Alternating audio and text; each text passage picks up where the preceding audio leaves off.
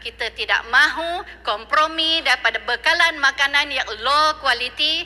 Saya tak ada masalah dengan istilah rahmah ke apa, tapi jangan sampai rakyat Marhain B40 diberikan bekalan makanan yang low quality dan mungkin juga menyebabkan mereka terdedah kepada kanser, autoimmune disease, kepada autisme dan sebagainya. Oke, salam dan salam sejahtera, dan ulasan saya berkenaan dengan isu menu ramah yang mendapat liputan meluas daripada media sosial ataupun daripada rakyat berkenaan dengan isu ini apabila kenyataan ataupun ulasan yang dibuat di sidang parlimen oleh ahli parlimen Kapar yang mana mengatakan kebimbangan mengenai makanan berkualiti rendah boleh mendedahkan orang ramai kepada risiko penyakit termasuk kanser dan juga autisme. Dia tidak menjadi isu sebenarnya. Beliau nak menjelaskan bahawa ketakutannya kepada makanan itu tidak berkualiti. Tetapi rakyat ini menilai segalanya. Kerana hari ini dalam media sosial ni, rakyat akan menentukan, netizen akan menentukan mereka nak kritik. Jadi isu yang ada sekarang ni, rakyat kritik. Kerana apabila beliau berhujah di parlimen dengan nada yang sebegitu, dilihat seolah-olah mempertikaikan atau mempersoalkan. Yang pertama ya, kalau saya sebagai rakyat melihat daripada apa yang beliau ucapkan di parlimen itu menunjukkan bahawa beliau begitu angkuh, beliau begitu egois dengan tangan yang gini-gini. Itu adalah satu yang dilihat oleh rakyat, gerak-geri kita, gerak badan kita, ucapan kita. Jadi apabila dia tersilap sedikit, dia bermaksud kepada ke arah yang lain. Ini juga yang kita lihat, seperti mana yang saya tonton 2-3 kali videonya. Maka saya melihat bahawa beliau seolah-olah begitu angkuh, seolah-olah menekan kerajaan dengan isu menu ramah ini. Menu ramah ini memang inisiatif daripada idea-idea kerajaan, tetapi bukan ditanggung oleh kerajaan. Jadi perkara ini dilaksanakan oleh pemilik-pemilik restoran ataupun mereka yang mempunyai gerai ke, ataupun mereka yang berniaga makanan. Jadi isunya sekarang yang nak menentukan adalah mereka. Tetapi apa yang saya lihat di media sosial, menu ramah ini yang mana dia bercorakkan contohnya 1 ekor ayam ataupun 1 ekor ikan dan sayur. Pada saya, untuk orang biasa ni, orang-orang seperti kami ni, makan makanan seperti itu menjadi lumrah dalam kehidupan sebelum-sebelum ini pun.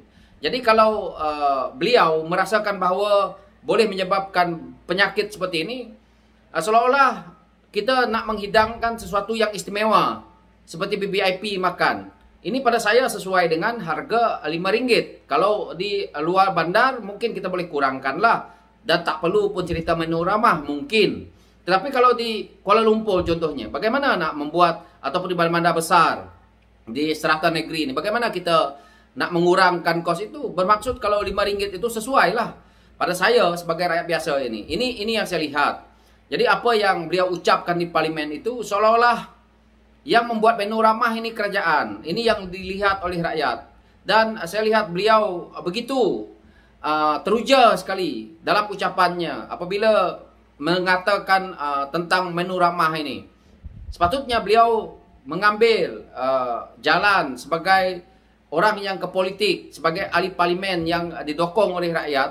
Beliau lebih kepada contohnya memberi saranan yang terbaik supaya kerajaan boleh buat ini, boleh buat itu. Bukannya seolah-olah menyalahkan kerajaan. Jadi dari sisi lainnya dia seolah-olah juga melemparkan satu propaganda untuk dilihat oleh rakyat bahawa beliau lantang dalam isu-isu seperti ini.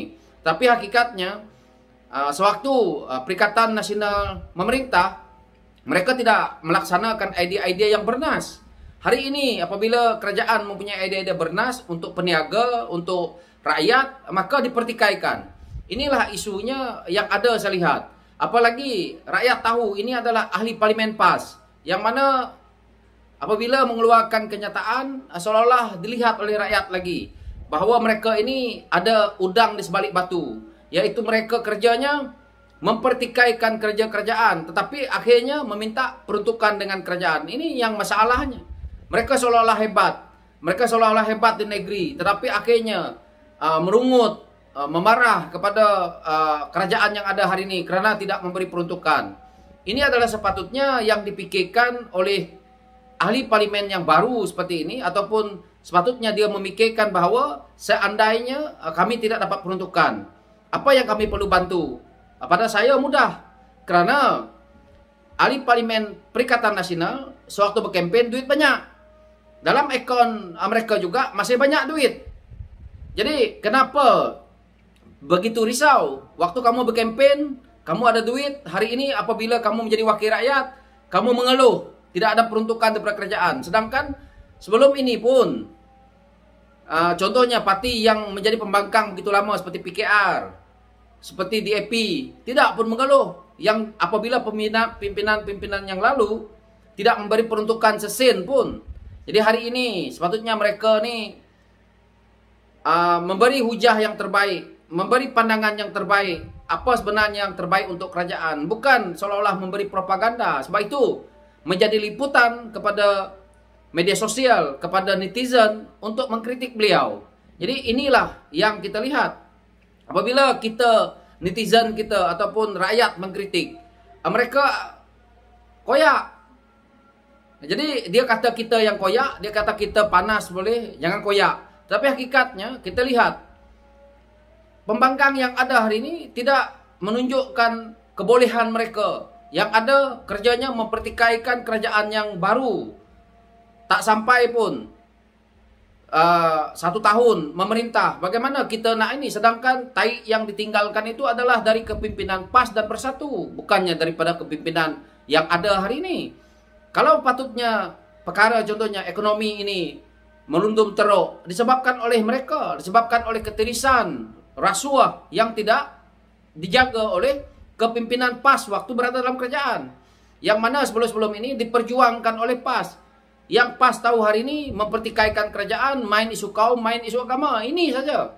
Jadi pada saya, yang saya lihat sebagai anak muda, sepatutnya mereka-mereka ini ke arah yang lebih terbaik, ke arah yang boleh membangunkan negara, ekonominya, patutnya memberi ulasan-ulasan, beri cadangan-cadangan.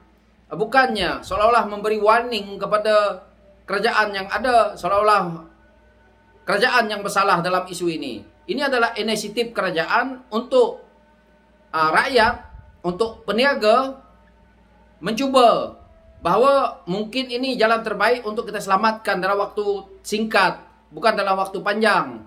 Jadi tak payahlah nak mempersoalkan perkara-perkara yang sepatutnya tidak memberi faedah. Kerajaan buat menu ramah, mengajak rakyat membuat menu ramah. Bukan kerajaan buat ya, mengajak rakyat membuat menu ramah, yang mana yang berniaga makanan ini tadi. Ini jalan yang terbaik. Jadi kalau peniaga itu ingkar contohnya, maka kita ada kerajaan sebagai check and balance, ataupun mereka boleh ambil tindakan.